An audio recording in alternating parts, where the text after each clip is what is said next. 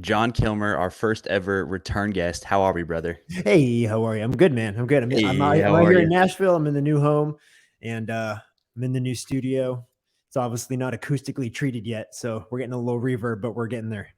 That's okay. I actually was going to ask. It seemed like ever since tour, the boys have been laying a little bit low, so I wanted to hear what was going on in the world of Kilmer.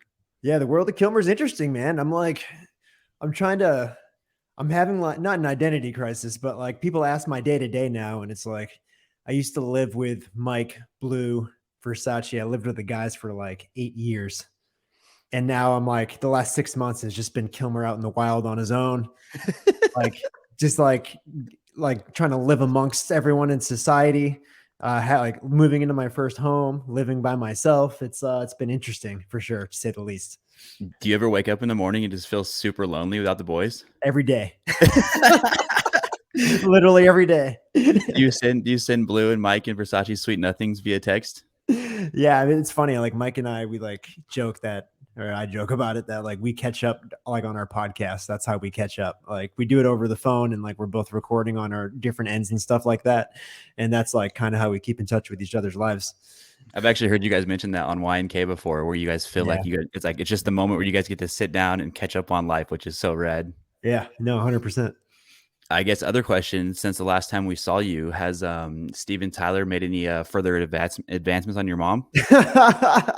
When did I talk about that? How do you know about that? That was the last time you were on here. That must have been 8 months Oh, ago I or told so. that story. You did. Yeah, man. Wow, what a trip. Steven Tyler, frontman of Aerosmith, literally like asked my mom what perfume she was wearing. So good. Why would Actually, he ask that? after the episode came out, or I had at least a dozen people message me, and they're like, that story about Steven Tyler was absolutely fantastic. So I had to check in on the status.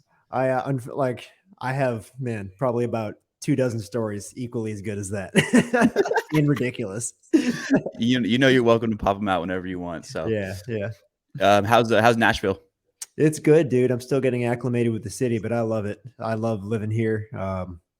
Still, still like working on making it home, but it's getting closer and closer every day. Good, man. Good. Nashville's one place I haven't checked off my list yet, but it's a big one for me to get out there and party, especially being a fan of music and partying. So Hey, you know me. Whenever you're out here, you let me know. you got it. I absolutely will. So I wanted to ask you, tell me a little bit about I know it's been quite a while since it ended, but tell me a little bit about the Not My First Rodeo tour. How was it, and kind of what was different compared to past tours? Oh, dude, night and day. First of all, first and foremost, it was our first tour in 3 years, and it was like so dope to get out there again.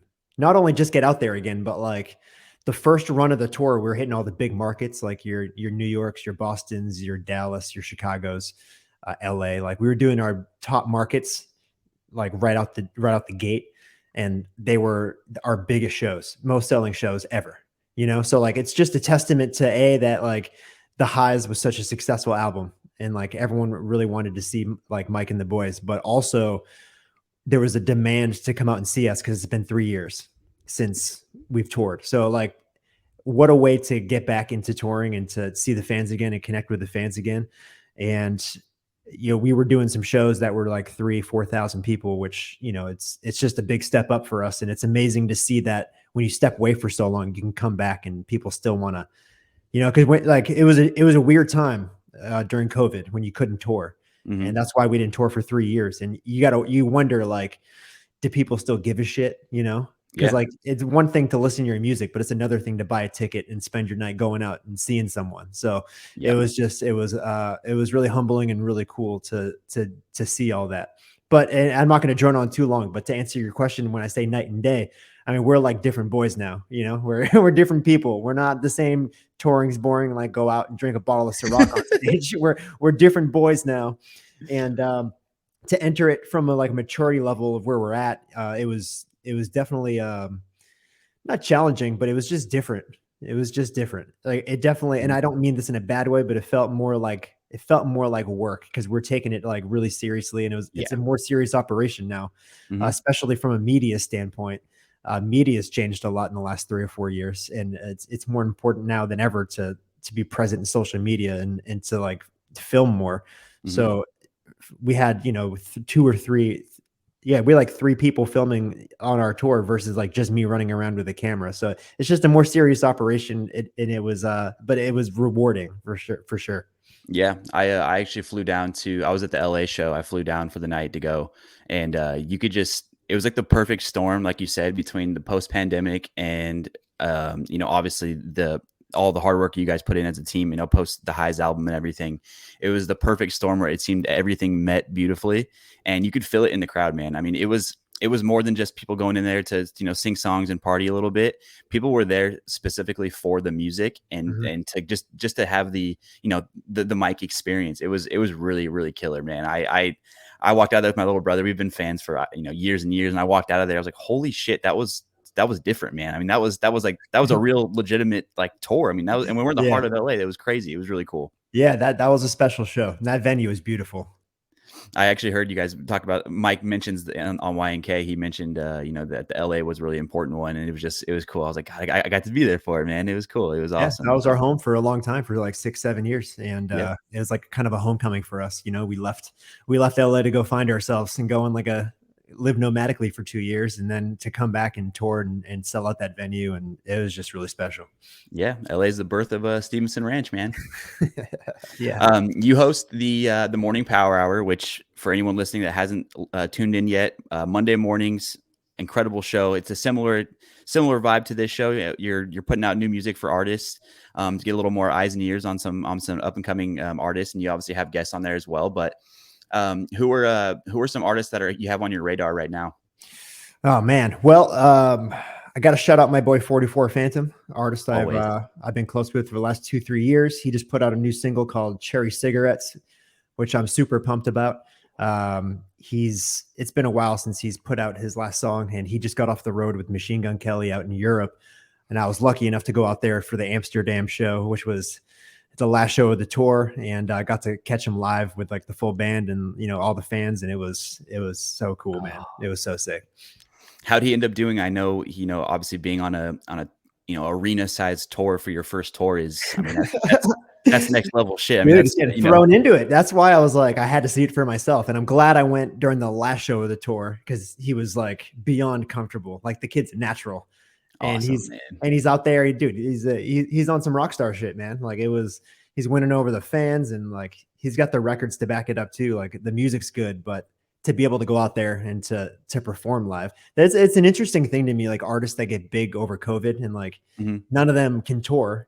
Mm-hmm. So like it's like one thing to be able to be a good recording artist, but to be able to go on stage and to like really pull it off, that's a whole different story. It's like a whole nother level of talent that you need to have, and he has it 100%.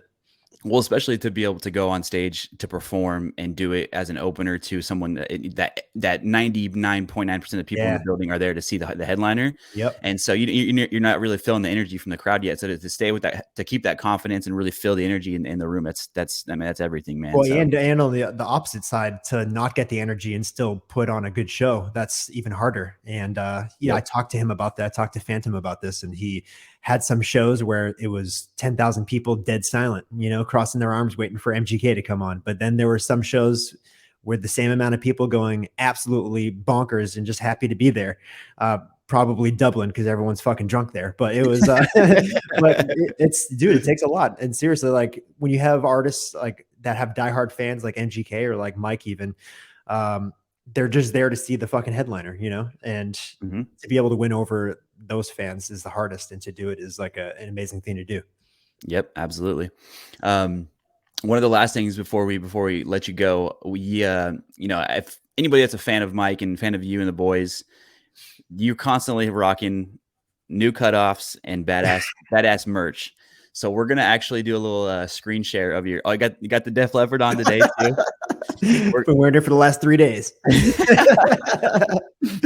We're gonna do a little screen share here. It's gonna be you rocking your everlasting support for Kelly Clarkson. Oh man, yeah, that shirt goes hard. Not a It goes. cutoff, but It's not a cutoff, but it still goes very hard. So I'm gonna go ahead and share this, and I kind of just want you to tell me can you see my screen? Oh, I can see it. Yeah.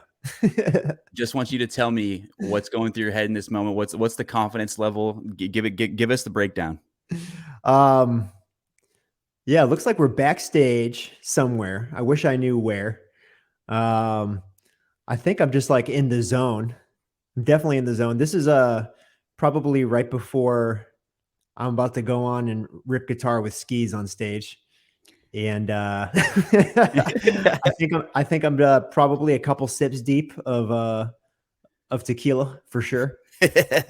And I'm thankful for life. You know, I'm comfy in my Lululemon shorts, and I'm wearing a badge of honor, aka Kelly Clarkson's face, and Absolutely. I got a fresh cut mullet, and I'm feeling good. That's the ultimate Kilmer look, man. Yeah. Has Kelly Clarkson ever reached out and just thanked you for your support? No, it's honestly, I'm starting to take it personally, but it is what it is. You know, she lives her own life. She's a celebrity. Some celebrities reach out and are gracious to their fans, like Dwayne Johnson, who's tweeted me 7 times, but who's counting? And then 7 times, Kilmer. some Finally. celebrities aren't. You know, it is what it is. I'm grateful, man. I'm just kidding. You do a lot, obviously, film, music, podcast. What's on deck for you right now? Right now I'm relaunching the morning power hour, and that's why, like, dude, I'm so psyched to be on your show, because I love being around like-minded people, and it's I'm like, Thank you, man. it's dope what you're doing, and I'm trying to do the same thing. But yeah, I'm trying to bring the morning power hour back and be more consistent about it now that you know, the touring's done from last year, and I'm kind of getting settled into this house. And then filmmaking has always been a thing with me, and I shot my first movie back in 2018, and I've been constantly working on the new script and getting the new movie into action. And my goal is to shoot it this September or October. And Awesome. I'm going through some rewrites right now. And it's just been like, I've been trying to, like, my partner and I have been trying to, like, take our time with writing this one. It's been like 2 years off and on and just writing it, and giving it some breathing room and making sure it's right, and teaming up with the right people. But yeah, the goal is 2023, movie number 2 for me. Killer, man. And I know you very humbly didn't plug the name, but if anybody hasn't seen Kilmer's first movie, The Primrose, please go give it a watch. It's fantastic. Where can people watch it right now, actually? It's on Amazon. You can rent it on Amazon for like $2 or $3. And oh, you've seen it? Oh, yeah. I appreciate that, man. You're the one guy that watched it. I appreciate that. I'm the one guy that showed up on the dashboard, the analytics. Yeah, that's incredible. No, it was awesome, man. So guys, please go support that, and we'll keep your eyes peeled for the next one.